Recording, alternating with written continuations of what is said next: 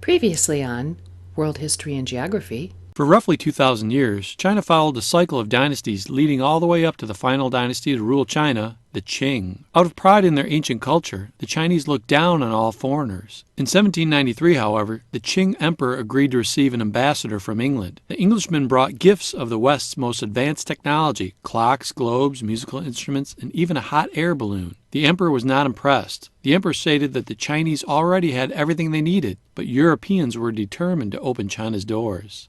Knock, knock. Who's there? You're up. You're up who? You're opening the video by talking too much. Let's get a move on. And now, our feature presentation. Ni hao. China was able to reject these offers from the West because it was largely self-sufficient. China had a healthy agricultural economy and extensive mining and manufacturing industries. European merchants were determined to find a product the Chinese would buy in large quantities. Eventually they found one: opium. Opium is a habit-forming narcotic made from the poppy plant. Chinese doctors have been using it to relieve pain for hundreds of years. In the late 18th century, however, British merchants smuggled opium into China for non-medical use. It took a few decades for the opium smoking to catch on, but by 1835, as many as 12 million Chinese people were addicted to the drug. The growing supply of opium caused great problems for China. They tried to stop it, but Britain refused. Britain's merchants made too much money growing opium in India, trading it for Chinese tea, Cha. and bringing it back to sell to the tea-loving British. The British government didn't want the opium trade ended because so much money in tax revenue was brought in from the importation of the Chinese tea. The result was an open clash between the British and the Chinese, the Opium War of 1839. The battles took place mostly at sea, and China's outdated ships were no match for Britain's steam-powered gunboats. As a result, the Chinese suffered a humiliating defeat. In 1842, they signed a peace treaty, the Treaty of Nanjing. This treaty gave Britain the island of Hong Kong, which it controlled until 1997. After signing another treaty in 1844, U.S. and other foreign citizens also gained extraterritorial rights. Under these rights, foreigners were not subject to local Chinese law at Chinese ports trading with foreigners. Many Chinese greatly resented the foreigners and the bustling trade in opium they conducted.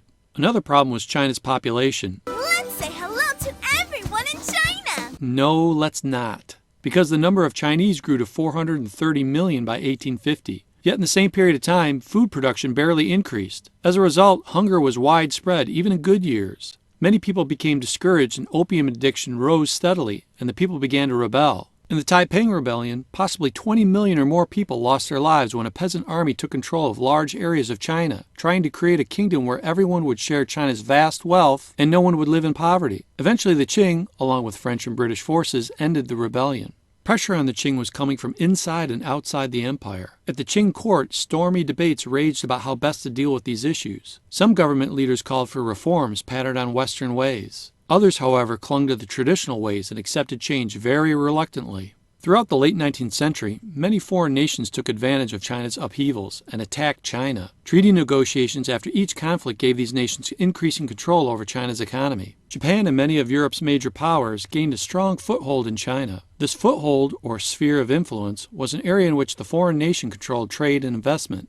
The United States was a long-time trading partner with China. Americans worried that other nations would soon divide China into formal colonies and shut out American traders. To prevent this occurrence, in 1899 the United States declared the Open Door Policy. This proposed that China's doors be open to merchants of all nations. Britain and the other European nations agreed. The policy thus protected both U.S. trading rights in China and China's freedom from colonization. But the country was still at the mercy of foreign powers. Humiliated by their loss of power, many Chinese pressed for strong reforms. This widespread frustration finally erupted into violence. Poor peasants and workers resented the special privileges granted to foreigners, and also resented Chinese Christians who had adopted a foreign faith. To demonstrate their discontent, they formed a secret organization called the Society of Righteous and Harmonious Fists. They soon came to be known as the Boxers. Their campaign against the Dowager Empress's rule and foreigner privilege was called the Boxer Rebellion. In the spring of 1900, the Boxers descended on Beijing shouting, "Death to the foreign devils,"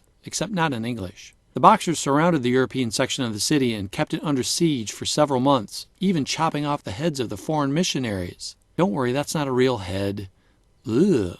The Dowager Empress expressed support for the Boxers but did not back her words with military aid. In August of 1900, a multinational force of 19,000 troops marched on Beijing and quickly defeated the Boxers. Despite the failure of the Boxer Rebellion, a strong sense of nationalism had emerged in China.